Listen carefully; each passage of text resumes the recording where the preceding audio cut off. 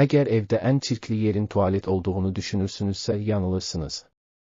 İngiltərədə aparılan yeni bir araşdırma salondakı divanın tualet oturacağından tam 75 dəfə daha çox bakteri daşıdığını ortaya qoydu.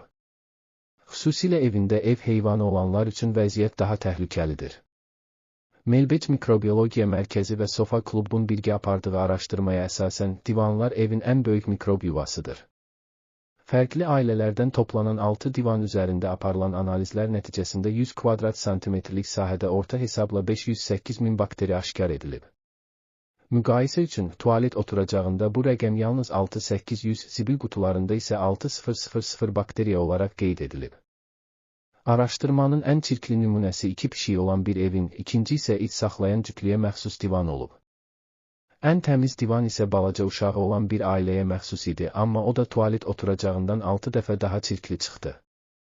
Orada yalnız bakteriya deyil, həm də zərərli patogenlər, maya göbələkləri, kiflər, hətta E. coli kimi bağırsaq bakteriyaları da aşkar olunub. Bunlar ciddi sağlamlıq riskləri yarada bilər. Araşdırma çərçivəsində kompüterlər, masaüstləri, TV pultları və qapı dəstəkləri də araşdırılıb.